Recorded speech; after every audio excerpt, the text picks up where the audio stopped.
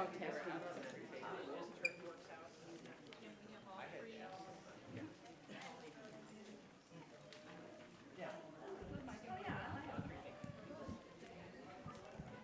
Testing. Testing. Thank you.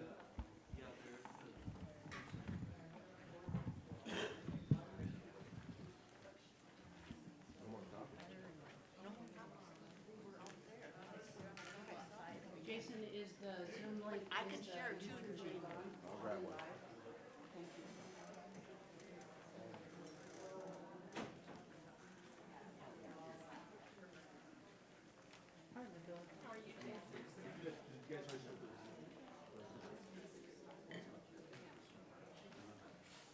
They're right outside the door. Judy, it's good. Thank you. You want to, you share, okay.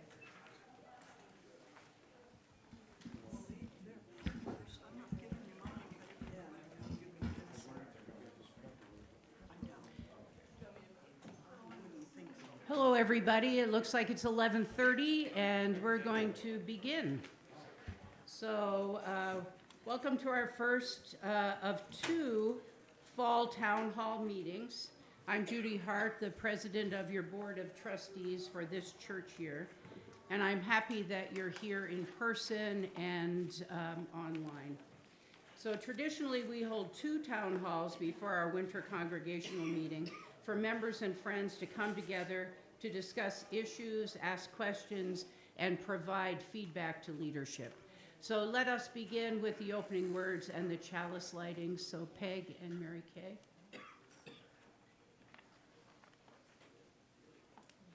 My name is Peg Pelter, and I'm a member of, here we go. My name is Peg Pelter, and I'm a member of the board, and my pronouns are she, her, hers. And I'm going to read this opening words in our circle again by Sherry Woodbury. We can't hear you. We can't hear. Yeah. Huh. Get it closer. Eat the mic. Okay, I can do that. Here we are in our circle again, a circle of vision and reflection, a forum for deciding and empowering. We are at the base of another bridge, another space spanning the shores of today and tomorrow, beckoning us across the chasm one day at a time. We are gathered again at the cusp of the future, at the boundary that holds the community together. We are here in a circle of love and trust, brought to this moment by a series of choices and promises, by hope and gratitude, by our own shadows, faced and befriended. With a servant's heart, with a leader's listening, with a parent's love, no truer than all our inner trembling. Let us model the health we seek for all and lean into community. Somewhere out there, all we dream of is possible. Somewhere in here, we are sowing the seeds.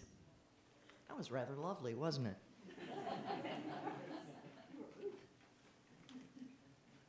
Good morning. I'm Mary Kay Stillwell, a member of the Board of Trustees. The chalice lighting this morning is for the work of the congregation, written by Eric Walker Wickstrom. As we approach our agenda, let us remember that we are doing the work of the congregation. When we do the work of this congregation, we touch lives. When we touch lives, we change the world. May this chalice flame we now kindle remind us throughout the meeting of our ministry and our mission. Thank you.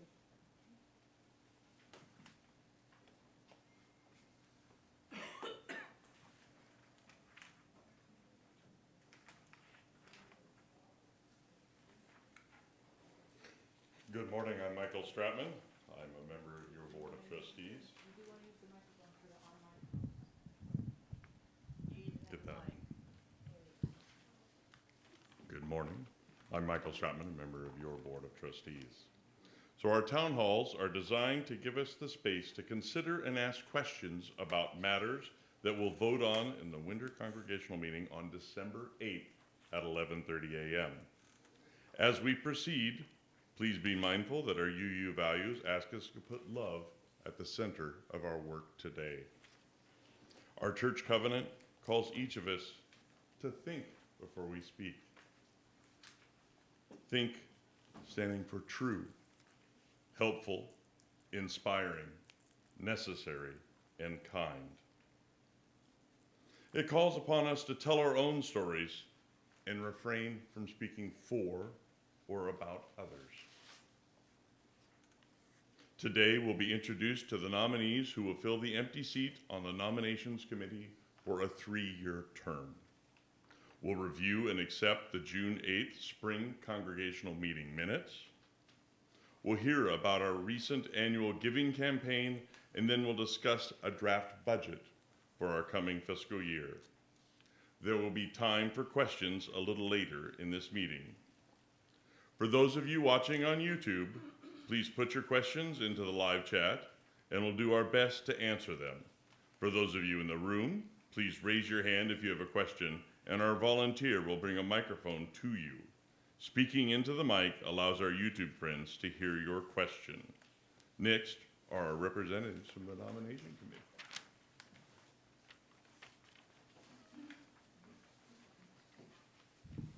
Hello, I am Elle Stratman, and I am one of the members of the Nominations Committee. As Michael alluded, during our winter congregational meeting on December 8th, members will have the opportunity to vote for one new Nominations Committee member. Judy Hart will be rotating off of that committee. Her service has been invaluable, and many thanks to Judy for that. The Nominations Committee is responsible for identifying and recruiting good candidates for elected positions on the Board of Trustees, the Program Council Chair, and the Nominations Committee. These church members represent the congregation of the Unitarian Church of Lincoln. Please vote for the candidate you believe will do the best job of finding those who will best represent you. 3 members of the congregation have agreed to be nominees for election to the Nominees Committee. All 3 are longtime Unitarian Universalists and are well acquainted with our church. The candidates are Erica Berkey Rios, Priscilla Handy, and Marianne Meisner. You will be able to read their full bios in the Beacon for December, but we do have some redacted things that I can list out for you today. Marianne Meisner, for her current and past involvement in UCL, she's a choir member. She has taught for RGL. She's been on the Personnel Committee and the UU Women's Luncheon. Her goals for the future of the church, if she is elected or appointed, is to promote a thriving church. And some personal information is she likes to read, garden, bake, knit, and do handicrafts. For Priscilla, she's been a member since about 2005. She does coffee scheduling, or has for various years. She's been an assistant for RGL for various years and has been a member of the church board. She's been a member of the search committee and is currently, has worked on guest sermons from 1950 to 2000, so that's quite a span. She's worked in the office as part of the Office Dazzler team. As a member of the Nominations Committee, her goals would be to reach out to different church members to invite them to become involved in church decision-making.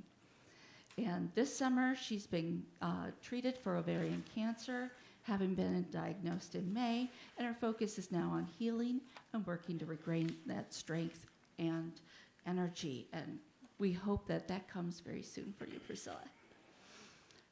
Erica says she was dedicated at UCL and was very active as a young person.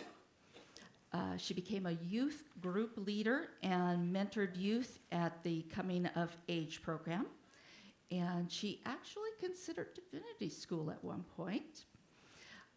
She attended a Spanish Seventh-day Adventist church for most of her married life. And while she didn't identify with many of the beliefs there, she learned a great deal about Christian evangelical movements and the church community. And her children are able to connect to a Spanish-speaking community. She says that they are in an active transition time on their journey to settling a new minister, and she feels grateful to be part of the discussions. Part of the working groups, and the efforts to shape our future together. And she will commit time to that end. So those are our 3 candidates. But we are electing just one of those 3, so, yeah.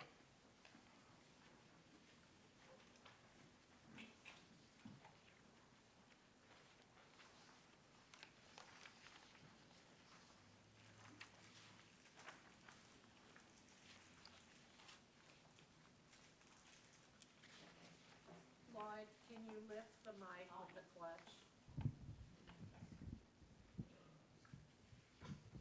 Okay. I'm Floyd Wickenkamp. I'm Secretary of the Board of Trustees. Can't hear you, Floyd. Get a little Okay. closer to the mic, please. I can't read and be close to the mic. Okay. Thanks to my predecessor, Meg Mering, for taking the notes at our June 8th congregational meeting, and to Mary Summermeyer for proofing the minutes before they were made public.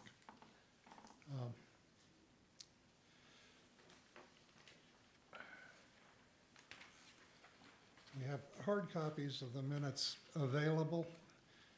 They're also available on the governance page of the church website in a folder called Congregational Meetings. Does anyone have any edits that they'd like to bring to my attention now?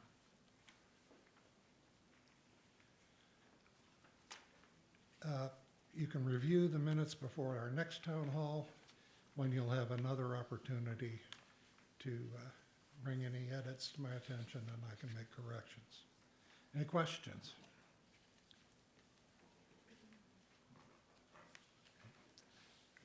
Next, I'd like to invite our annual giving campaign co-chair to the microphone.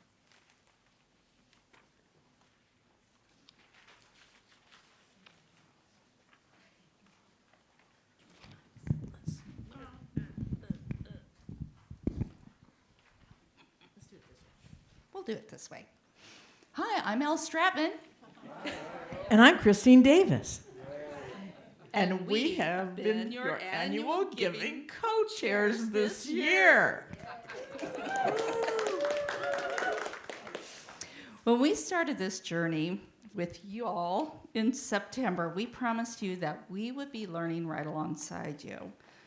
And learn we did.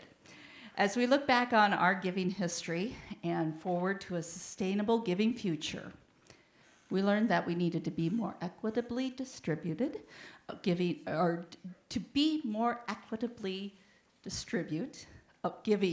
among households that are able to give financially. We learned that our average gift from those who could contribute financially was stuck. It had increased by just $10 in 9 years. From the pulpit and at our potato bar kickoff, Al and I shared the very personal ways the church has impacted us and invited others to do the same. These stories of community, of belonging, of trust and care motivated us when we felt uncertain. The kind of uncertainty Peg Pelter described one Sunday about when she was on the team that renovated this special place and made it the greenest church in the region. Were we giving you the information you needed? Were we engaging with you in ways that helped? Were you with us? We didn't know. The numbers told us. Thanks to Jean Helms and Wendy Hesterman for their tireless efforts as they gave us the updated numbers so we could make our communication with you as transparent and as accurate as possible. We cheered each time they shared that many were adjusting their pledges. On Monday, November 18th, Christine and I reported to the Board of Trustees that with 180 pledges in place, giving promises had risen for those pledgers by, drumroll,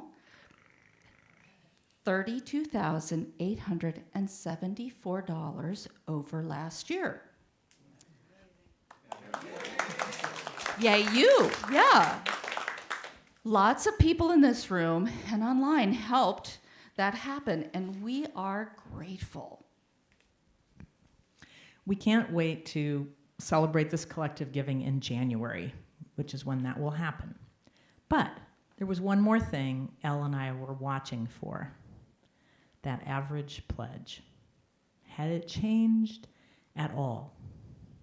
Our goal for this year was that it would change by an average $150 per household, keeping in mind it had changed by 10 the prior 9 years.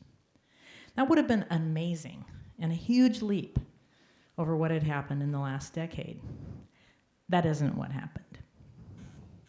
Instead, it rose an average of $500 per household. Wow, wow, wow. We learned together, and we moved together. There is more learning ahead of all of us. But for now, we want to give thanks to the volunteers who helped us to get where we are today. Thanks to the ushers who helped to distribute our many unexpected experimental things during services. Thanks to Sue Goebel, Pam Wakeman, and Carrie Holloway, who helped people walk the pledges in the gallery and help us make more than 100 phone calls to communicate with those we hadn't heard from regarding a pledge. And thanks to Judy Hart, whose leadership kept us focused.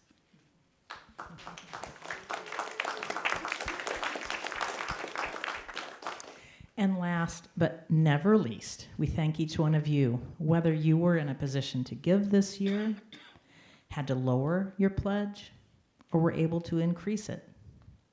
Thank you for engaging in this process, for your notes and texts of encouragement, for your comments and reflections on what we were all learning together.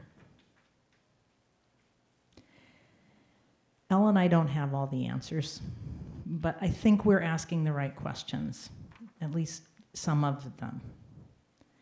We know when everyone does what they can, we get. That's not what that says.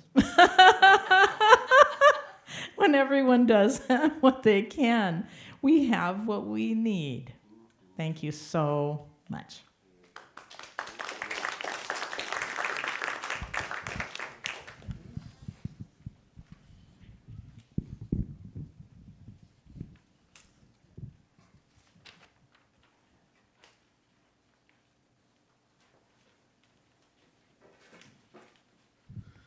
Well, we're coming to the budget process. Yay! I'm very happy about this. But hi, everyone. My name's Jason Slaughter. I'm a member of the Board of Trustees, the ex officio member, as the treasurer of the church. This is my second budget, so I want to thank everyone for helping me through this process. So let's talk about income. We just heard about some income. Pledging. Thank you so much, Elle and Christine, for your leadership this year. You make my job a lot easier, so thank you so much. You're right. They're right.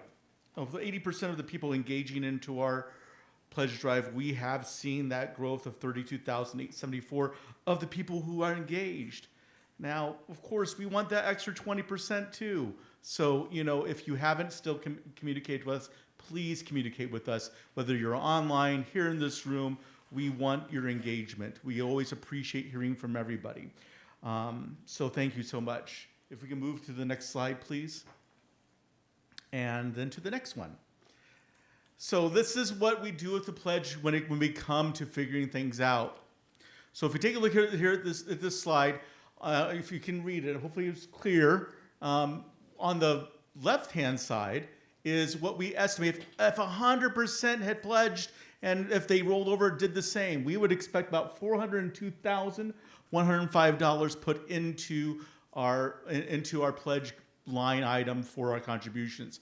We also have to think about a 4% shrink of people leaving or whatever may happen. So we would have had $396,021 based on that shrink number. Does that make sense to everybody?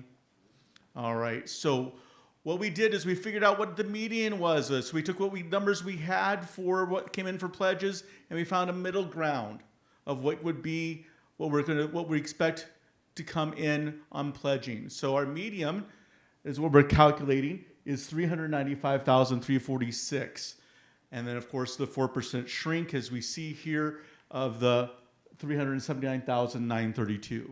So we really do budget our income when it comes to pledging pretty conservatively. That's just how we've done it in the past, and that's how we're doing it today. But I want you to understand how we come to this number. Sometimes it can be a little confusing, but we just want to try to make it as clear as possible when it comes to our pledging number in our budget. All right, so we move on to the next slide, please. So, yep, our total income budget is total with everything coming in. We're looking at $455,032, and that's everything. So let's move on to the next slide and see what that looks like. You have in your hands, if you picked up a budget, it's on page 1. So there we are. Here's that first part of our budget. So I'm going to take the mic out so I can, instead of looking weird, turning around. You can see our pledge line that we have here and some prior year pledges post-paid. What that may mean, that it's a little confusing for a lot of people, is meaning that prior years people have, like 2023 or 2022, they finally fulfilled their pledges. That was what that number is. That's what we're usually expecting, about $6,000 in that. Then we have our general donations. They've kind of stayed about the same. Attributable donations, you may remember some years, past couple years, we've asked for a second ask. Well, that's what that second ask. We're not asking for a second ask. So that's why we're calculating that number to be a little bit lower. Other planned donations, we're really looking strong at, stabilizing at that $10,000 mark. Then, of course, we have goods and services and exchanges. Some of this is pretty self-explanatory. I want to really focus on D01201. Look at that number over the past years. Back in 2022, $9,965. 2023, $17,624. We expect 20,000. We're expecting 20,000. Where does that come from? Our auctions. Barbara and Karen over there in our this last fall, Judy helped lay to that handmade harvest. That is where we're coming up with that number. We did a great job being involved in that type of fundraising. So everyone, give yourself a round of applause for that process.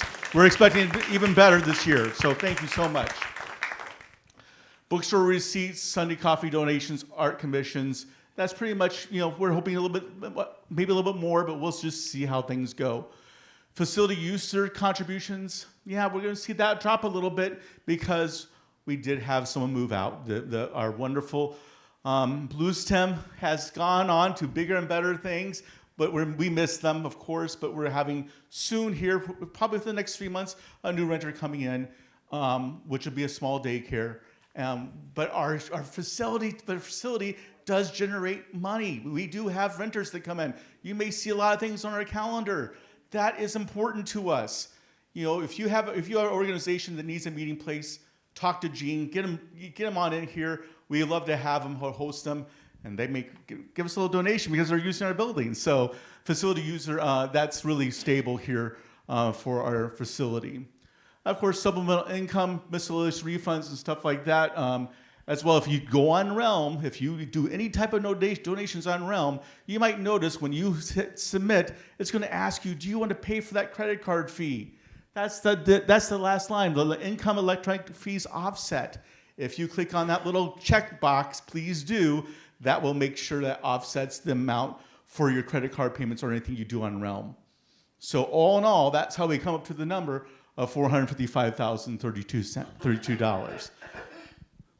We're conservative here, and we hope to be, of course, exceed that number. And to be totally honest, this year we are getting close to exceeding our budget number from last year. So I want to really thank everyone for doing this part. Stay for a minute. Yeah. Does anybody have any questions?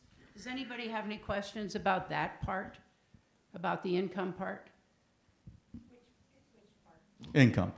Priscilla, Income. you got a question? I'm gonna come to you, okay?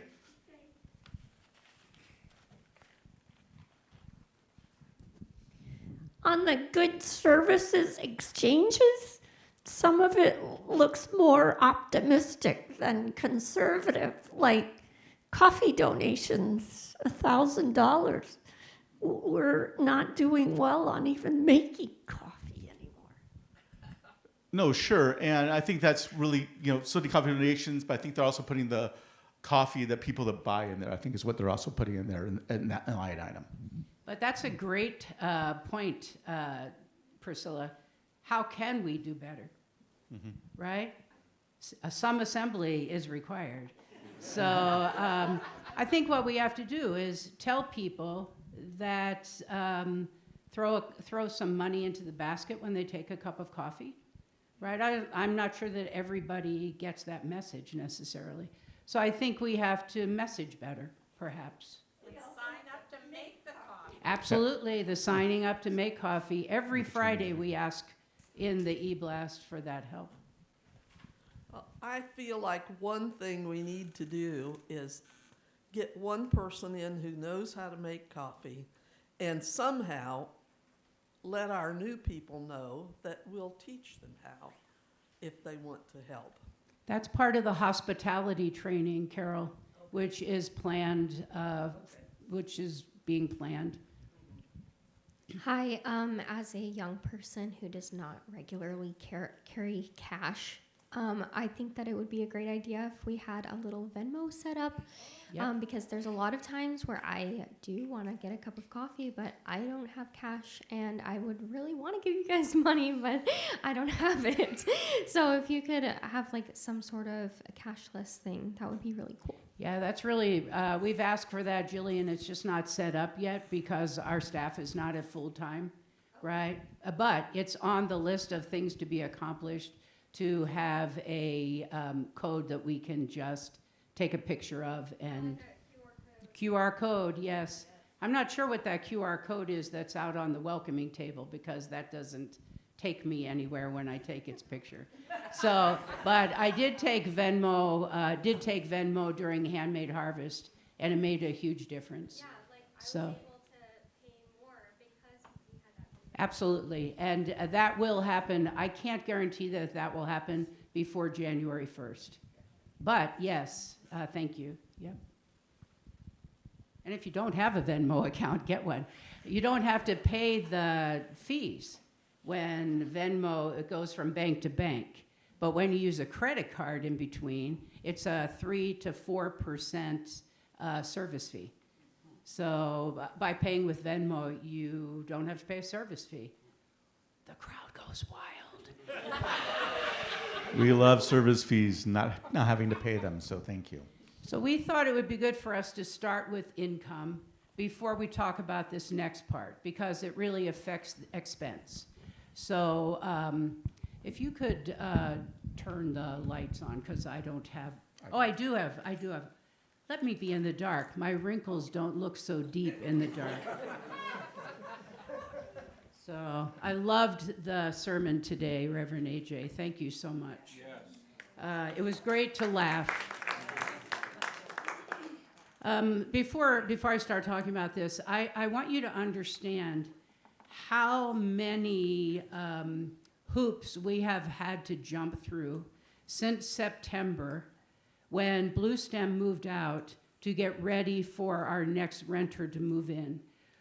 It's different to have a school in here than it is to have a child care center. We started with our fence not being tall enough, which meant we had to get a variance from the city council. None of that happens immediately. It was a 6-week trudge, right?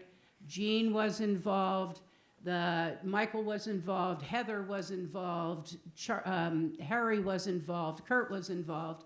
None of this happened singularly. So we went to the city council, we got a variance for that. And then the building and safety inspections began. And then the fire inspections began.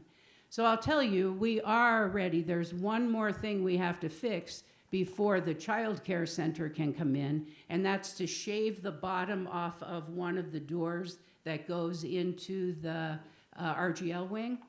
It sticks, so that's a fire hazard.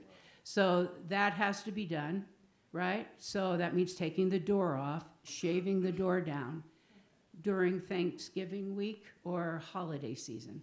So please bear with us. The other thing is Christina, who is going to be our next tenant, is having major surgery. Right? It's a balancing act. It really is. So we will have a renter. It may be in the second quarter of the coming year. So that will be reflected. That's what's reflected in this income. Does anybody have any question about that? They're going to be renting 2 rooms. Chelsea, what's the regular big room called? Preschool room, and then the K1 room, what we used to call the K1 room. It's now called the improv room. But they'll be renting those 2 rooms during the week. So the contract will reflect all of the time delays. So any questions on that? All right, so I want you all to think back to 4 years ago, early 2020. Anybody remember? Our church was in full growth mode. In early February of 2020, we moved to 2 services. Oscar was sick, and Christine ran that first 9 a.m. service. I remember I was there. We were imagining how UCL might become a cultural center in our community. We were fully staffed, and we had more than 300 active members. Within a month, everything changed. By mid-March, our church building closed as the COVID-19 pandemic took over, and we shifted into a new way of being together. Years passed. This is simplistic history. Years passed, vaccines were discovered, and we slowly climbed out of isolation and began to return to community. But not everyone returned. Church culture changed here in Lincoln and nationally and globally, actually. During those years of emergence, we had the federal payroll protection plan to help pay for our staff. I want you to jump forward to last year's budget conversations when we took the first steps of living in our new financial reality by making cuts to programs, downsizing our staff to 3/4 time, and eliminating staff positions for the year. Remember that? Yeah. Right? So we got by this year, even as our minister of 7 years left for a full-time job in a large congregation.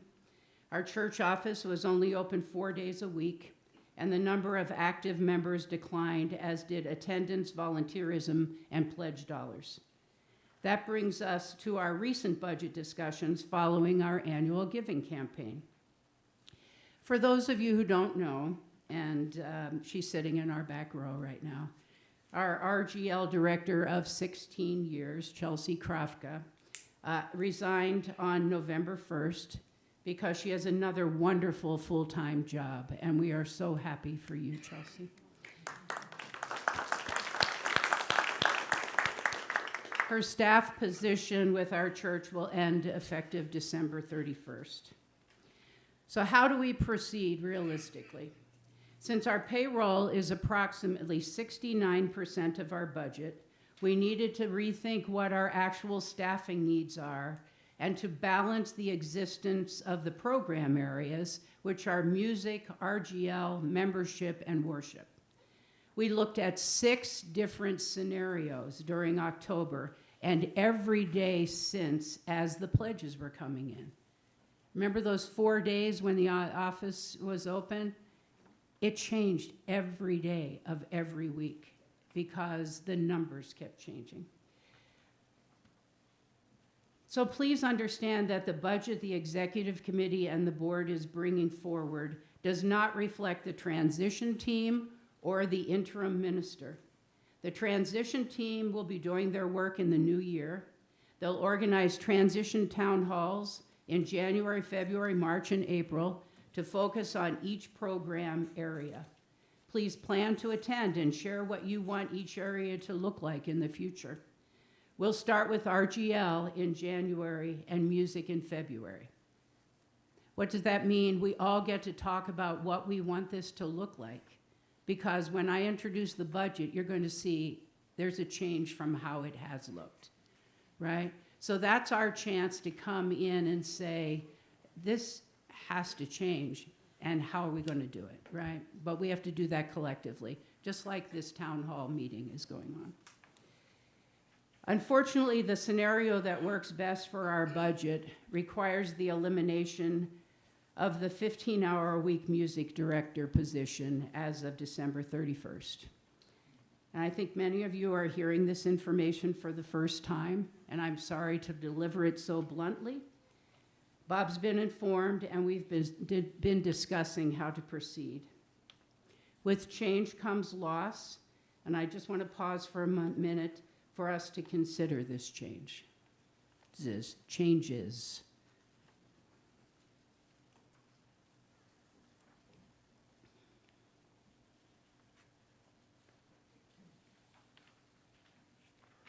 So the scenario that best fits our budget means is going to begin conservatively with coordinators rather than directors.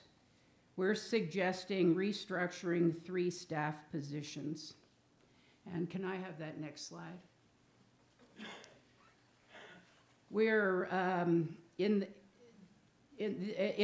we're proposing 3 restructured positions in the most important program areas: a membership coordinator, a music coordinator, and a family ministry coordinator.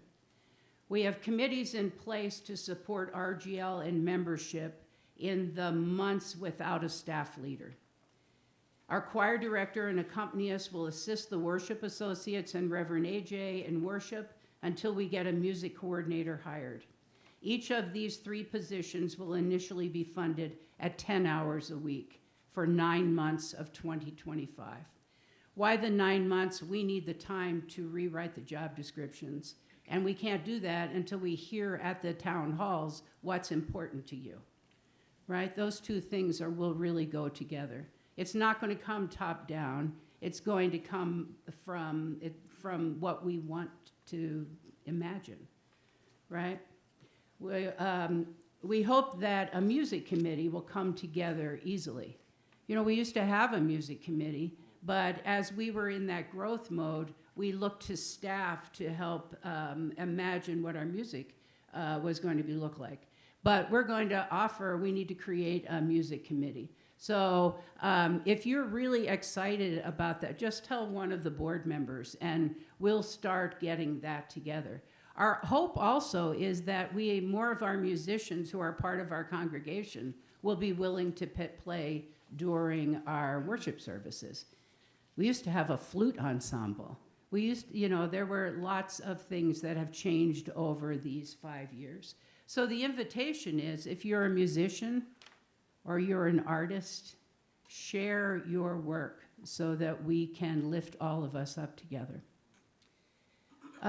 We'll listen to the congregation at the transition town halls, and we'll use all of our input as well as our Board of Trustees input to write new job descriptions and get these staff positions filled as soon as possible.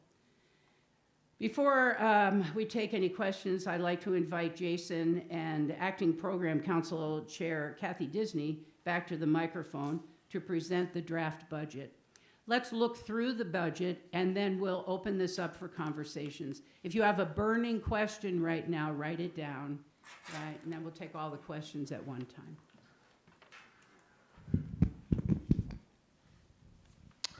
Well, hello again. We got done. Thank you so much, Judy, for giving that explanation. This does affect the budget. And so what I want to start off one thing real quick. We had our change in our bylaws that of the bylaws, we are not required to have a balanced budget. So that is something that you need to keep in your mind, okay? Because if you take a look at this number, it's $462,094. It's higher than the $445,032 in our income. So yeah, there's a difference there, okay? We are not bound by our bylaws anymore to have a balanced budget. So we are looking at a little bit of red as we create this budget this year, and that's okay because we are stable in our finances. We have a stable checking account. But we monitor it every month. I monitor that every month so we know we're not in any trouble. We do have reserves. We work with our board of trustees to make sure if we need our help with reserves, we can get the help that we need. But right now, I think we're stabilizing and we're right-sizing everything around this money issue. And our building is paid for. Yes, and as Linda just said, our building is paid for. We don't have a mortgage, so keep that in mind. Because before I even got here, this building was paid for. So thank you so much, everyone, for doing all that. Let's move on to the next slide. So if you have your budgets, we're going to start from the top and work our way down. Well, yeah, Kathy and I are teaming up. There we are. So we're going to start with the Board of Trustees. Pretty much stagnant here. One thing that we did increase here, though, was board leadership training. Leaders need help and leaders need training. I think that's important for people that we elect to lead our church. The UUA has great training programs. Some of them cost a little bit of money. Some of them are free. We need to have a little bit more money for this issue because we need to make sure our leaders are trained. I'll move on to Sunday services. Go ahead. Okay. Under worship speakers, the speakers line has now divided into two lines. The speakers and other 4,000, and then we broke out the what's been our indigenous programming over the summer to have its own what we're calling summer programming, which historically has been our indigenous programming in July, for $500. So it's kind of a wash between last year and this year. We just subdivided it in different ways. Choir music's the same, pretty much all of that. Supplies have gone down. Guest musicians has gone down less than you might think, because again, we subdivided that line into guest musicians and then broke out our accompanist, Bill Carpenter, who we pay for accompanist on Sunday, choir rehearsal, choir performance. All of that is now in its own line, distinct from guest musicians, whereas before it was all sort of lumped in there together. But guest musicians has gone down because we are sort of shifting away from the idea that we need to have professional paid musicians every Sunday of the year. We have a fabulous choir, as was evidenced this morning. We have our own in-house, beautifully talented folks that we can rely on. We can think of creative other kinds of ways to do that sort of thing. And we will have professional musicians sometimes. The A Street Band also. And the A Street Band as well. So that explains that. You want to do RE? Yeah, I will do RE, religious education. Library expenses, bookstore expenses, those are staying stagnant. Sometimes they need to replace a shelf, or they need something to help make sure that we have good places to hold our books. Then we have RGL, food and beverage. We increased that because, hey, we all know we go to the grocery store, it goes up. Curriculum and resources, we did bring that down because of the recent changes of our curriculum and resources and how we're spending that. RGL supplies, we remain stagnant. Everything else, we have a little bit lower in volunteer development and cost based on our recent review of the budget. Adult growth and learning in committee, we increased this because this our new CIC program is wanting to. The Capital Investment Capital Committee. Investment Committee, if you didn't know if that was a change, Luff went to now Capital Investment Committee. They are wanting to educate us more and bring them in speakers. So we increased that line item for them because we would need to we don't want to have a separate line from that gun goes under adult growth learning because they're teaching us fellowship programs. Okay, we're just zipping right along here. AV committee is about the same. Audiovisual support, fellowship catering. Membership committee has jumped up some. Have we changed the page, Linda? I can see that there's stuff up there, but I can't read those numbers. Yeah, they're there.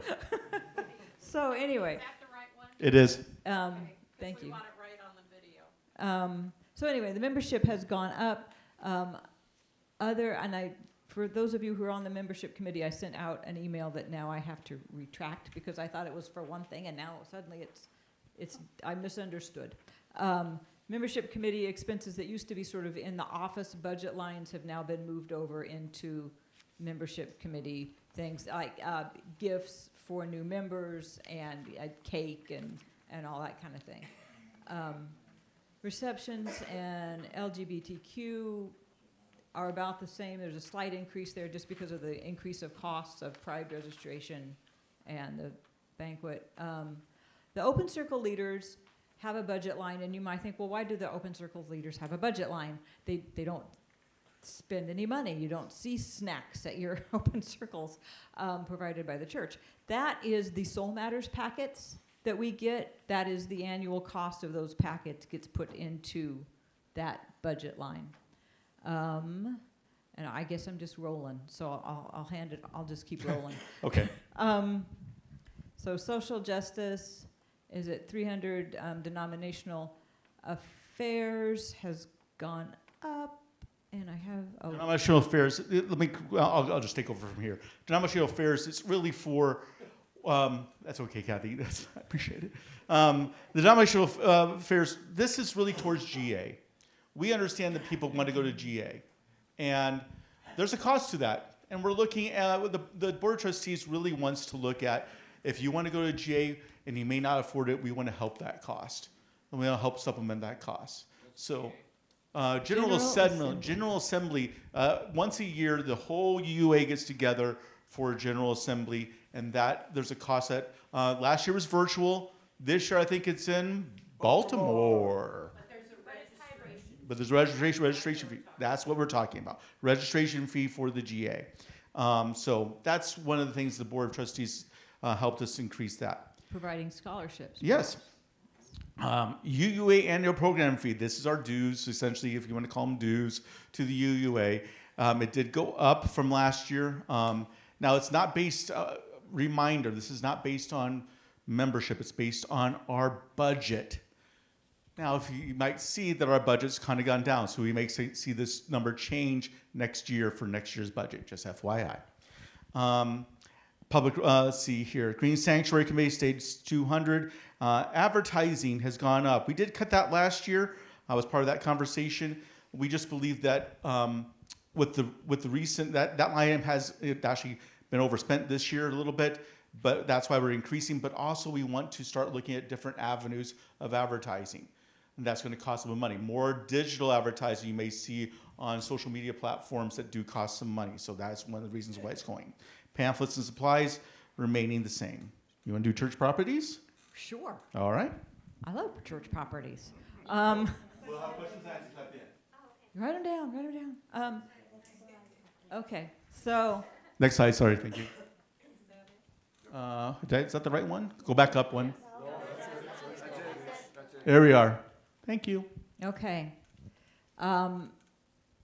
Building and these sort of things have not changed much, or there are things that are more or less out of our control.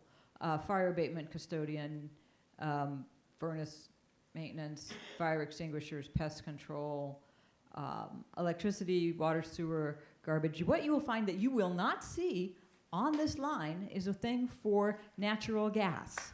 Because Black we Hills no Energy. longer We have- kicked them out. we no longer have anything in the building that is powered by gas, so we do not have a Black Hills Energy bill anymore. Yay. Supplies, tools, minor repair and replace line is here. What you will not see here, if this is the okay time to go into it, is the major repair and replace line, which is a $10,000 holding. It's more of a reserve. So we did not put it in the annual budget because it is more of a reserve. So it's now in the reserve lines of where we keep things. But the minor repair and replace of $5,000 is here. Snow removal, lawn care has gone up a bit, just because things go up. Landscaping, kitchen supplies, kitchen equipment. The auction and handmade harvest expenses have gone up. New slide, thank you. The auction, that has gone up because it now includes both the annual auction, perhaps 2 annual auctions actually, as it comes out to happen practically in a year. 2 annual auctions and the handmade harvest. So those expenses have gone up. We anticipate them going up.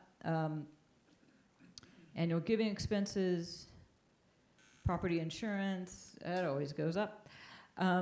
Electronic giving fees, which is a wash with the income that you saw. Check that box on Realm. That's what that's all about, because that does cost us money. Let me give you staff compensation. Yes, well, I'll get staff. Before we go to staff compensation, last year we had a professional finance review that was $7,000 in our budget. That's only one time. We only do this like every 3 years. And I want you to know we did get that review done. You'll hear more about that in the congregation meeting if you guys want to know more about that. We do have packets on that. We did really good. Let me put it that way. We did really, really good. Our church did an amazing job. And really there was a couple constructive feedbacks, but really, when we have an outside company looking at how we do our financials, we should be really proud because they were really proud of how we did things. So, great job for us. All right, moving on. Staff compensation. This is where it kind of where we just talked about. Choir director's gone up a little bit for their salaries, and I want to keep in mind that this is personal information in a sense because we know how our staffs are and what they're doing. For minister, we have full-time minister now as an interim, and so that it was reflected from last year's budget when we were at 3/4 now a full-time. Religious growth salary, because of the restructuring, again, this is 3/4 of the year for 3/4 at an entry level is what we're looking at for that position. We're looking, and this is by UUA recommendations for our region, for how we look at things based on for our region where we live, for the size of our church. This is all calculated. We use the UUA guidance on how to create a salary for a new person in our that we hire for the church. So keep that in mind. We're at $8,269. Youth associate, we're putting that back in where it wasn't in there. I know the RGL committee paid for youth associate over last year's budget, but this is now back in the budget for our youth associate for $1,200. Music director salary, again, you see that drop to $8,269. We're making that all the same here. Now, can that change based on experience? Of course, we'll be working through this whole process. Keep that in mind, okay? Administrative director salary, that person is going back up to full-time. That is one of the big changes. So, back to full-time for that administrative director's salary. The benefits deferral, that is something that we've, when they talk about benefits, what they do deferral, that goes back into their salary as well, or how we help supplement those benefit costs. Administrative associate salary did go up. I think, are you getting 5 more hours, right? Or is it same? No. Oh, same hours. Okay, we just increased the salary. Yep, and let's see here. Yep, we're still here. So the benefit deferral as well on that one. Sundays activity, childcare.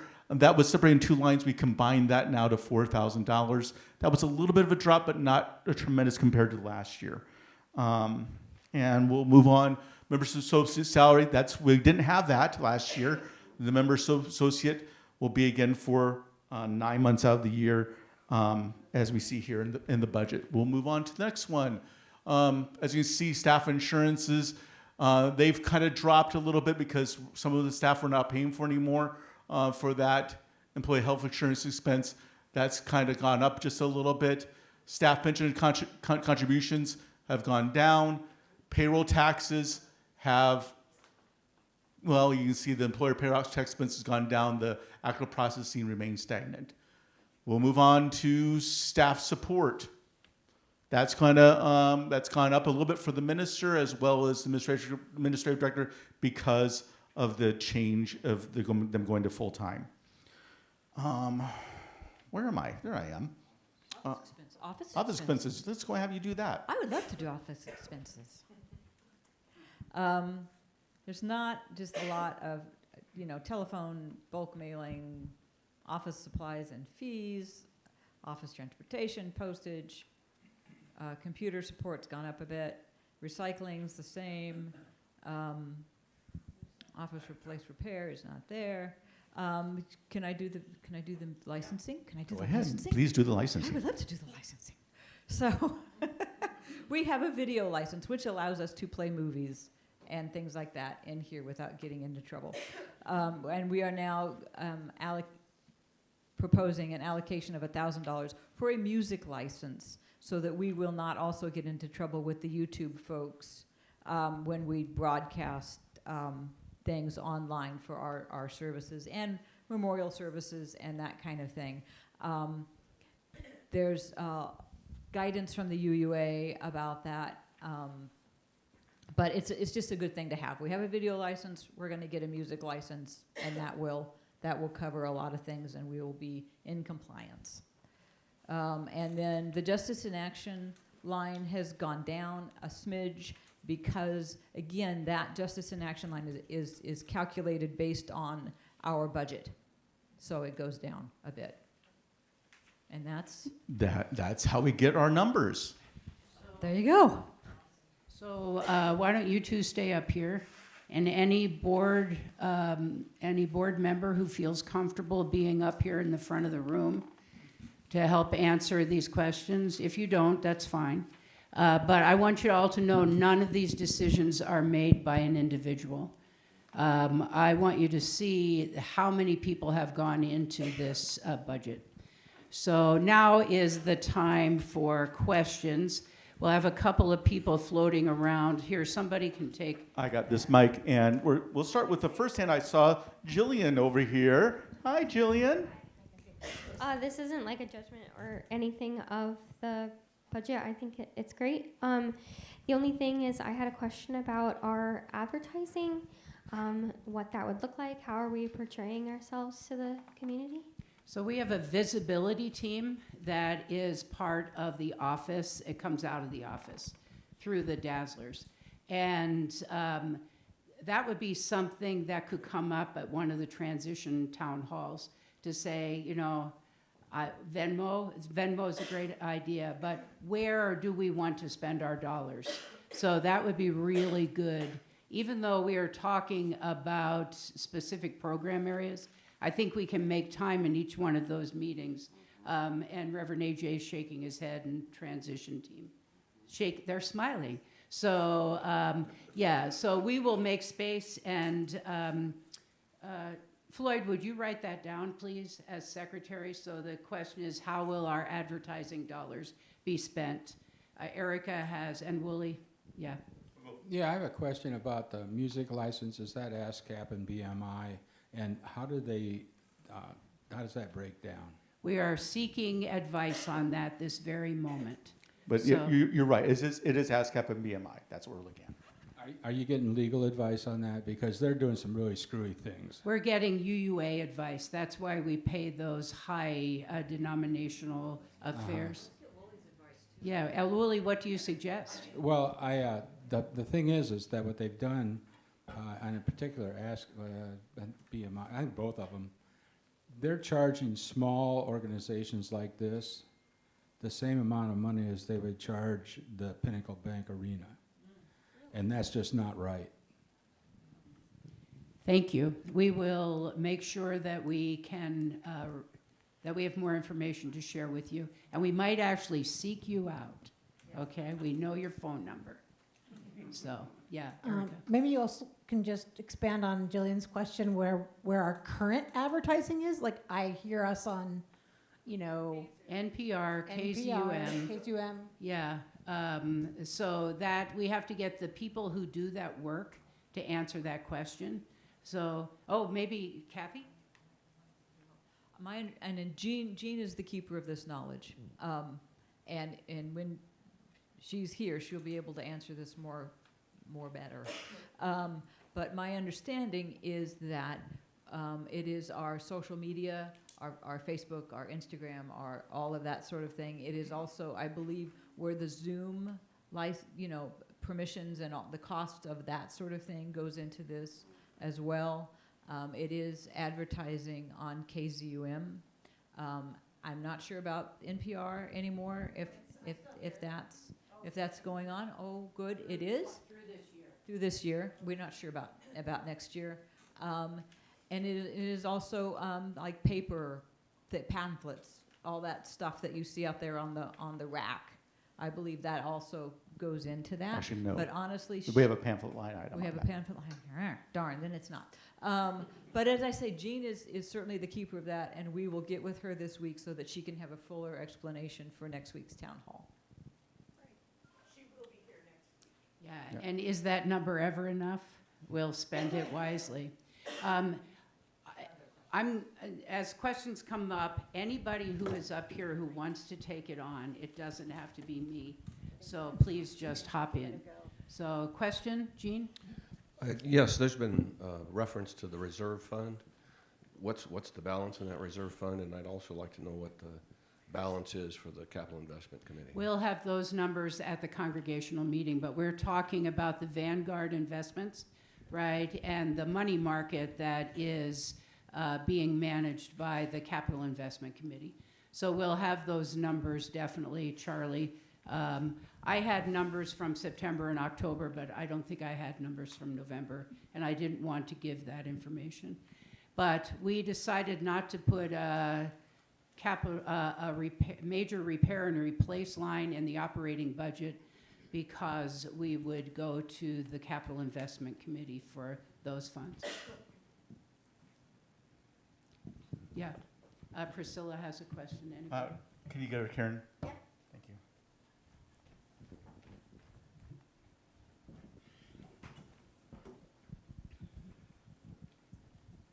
Thank you. Okay, on payroll taxes, is the way to read that self-employment, Medicare, and Social Security all roll up to employer's payroll tax expense, the line above it? That's a great question. I'm taking a look here. We no longer pay Social Security, Medicare, or self-employment tax. I believe that's all, you're right, it is all rolled into the one employee payroll staff. I apologize. When I look at it, it just says 0, but then I see my note here, it says, on my original budget, it's been all rolled in together, yes. Okay, so Apologize. we do pay them. We do, yes. Okay. I apologize. Thank you for asking that question. I did have an online question. Give me a moment while I get back to it. Laura Lee has asked, Jean already is answering that question. But Laura Lee did ask, what's the text to give the number again? It is 7326, and UCL Lincoln. 73256, thank you. See how many people know it better than I do. So 73256, I'm even reading it on the form. And you do UC Lincoln and the amount you want to give, Laura Lee. And she also asked a question, can we ask for one-time volunteer to set Venmo for the church? And we've already brought that question up already. So I think, thank you. So people are thinking Venmo is a good way to go. That won't be a volunteer. Yeah, I know. That won't be. Will come from the office. That will come from the office. All right. Erica, and Karen's getting to you. Mary? Can somebody explain in layman's terms the staff changes? Like, how does the A Street Band keep going if there's not that director? I just need more, like, I've seen all the numbers. I'm still not really clear on what changed or how or why. So it really is hard to answer that question until we have the transition town hall that focuses on music. The A Street Band existed before we had a musical director, before we had a music director.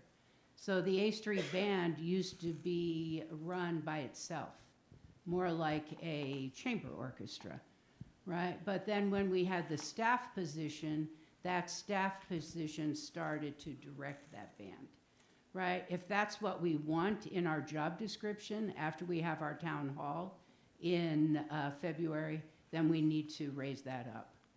So we are unsure. So we are waiting to solve that just like you are, Erica. Right? Mm-hmm. Jump in. One thing that's really interesting about the music, can you hear me? Yeah. One thing that's interesting about the music program here is it has been an outlier, that it's been outside of a committee structure. And so almost how everything kind of happens in our institution is there's some sort of committee, and it often liaisons with a staff, and music is an outlier. And so this budget reflects bringing music into the institutional structure of the broader church. So that means we want to build a music committee, we want to have a big feedback session, and then say, great, and we want dedicated staff time that a committee liaisons with, but what will that staff do? What do we actually want from them? Well, we don't know because we don't have a committee structure yet in place, and we haven't done the feedback sessions yet. And so it's just like we know we need to put it in the budget because of course we want staff music, but we don't really know what we want until we have a ground up voice telling us where we're going with that. And so the budget is a reflection of the structure we're looking to put in place for music. Does that make sense? Thank you, Melanie. Mary, you have a question, right? I am looking at the minister's housing allowance, which is a fair amount less than prior years, and I was just curious why. Does anybody here want to take it? I think I could actually take that. Here's the microphone. That number is actually a phantom number that relates to how the government looks at a minister's salary. My housing cost is much less than Oscar's was, but those two numbers really together are the amount of compensation. So but really great question, because it looks weird, but it has to do with the IRS and not with your budget. You're not living in a tent. You want to check. Oh, where's a tent?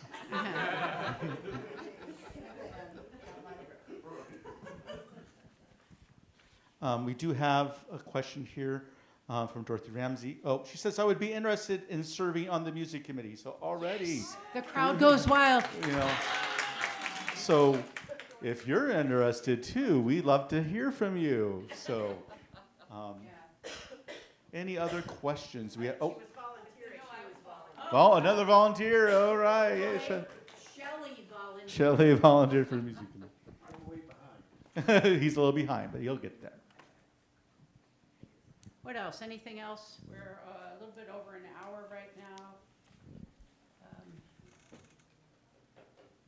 We will do this again next week. If you go away and sleep on it and say, I don't know what they were talking about, and please come back next week and we'll go at it again. Yeah, we took a risk. Leslie's going to do our closing words. Go ahead and move to the next slide, please. We really took a risk to go through this the next line one. by line so that we could be totally transparent. And yes, some of us have a heavy heart about the shift. With change comes loss, and we have to acknowledge that. So, but we have these last 2 months of the year to celebrate the people who have given this church so much. So please participate in, please say thank you every way you can to our 2 staff members that will be moving on. So no more questions. Thank you. Would you all give the Board of Trustees who stood up there so valiantly a round of applause? So we're volunteers, and we're all learning together, just like you are. But we all committed to this 3-year time of intense scrutiny. So please grant us grace. If you disagree, please find us. Let's have a conversation, right? We'll listen deeply to everybody who wants to have a say. And I really mean that, you know. So, all right. If there's no more questions, we'll proceed with our closing words and our chalice extinguishing. So, thank you, Leslie. As Judy said, thank you for sharing your questions and concerns. I'm Leslie, obviously. We'll end this meeting by extinguishing. I'll try and eat the microphone. Okay. We'll end this meeting by extinguishing the chalice and closing with words by Joseph M. Cherry. If we have any hope of transforming the world and changing ourselves, we must be bold enough to step into our discomfort, brave enough to be clumsy there, loving enough to forgive ourselves and others. May we, as a people of faith, be granted the strength to be so bold, so brave, and so loving. Thank you for being here. We are adjourned.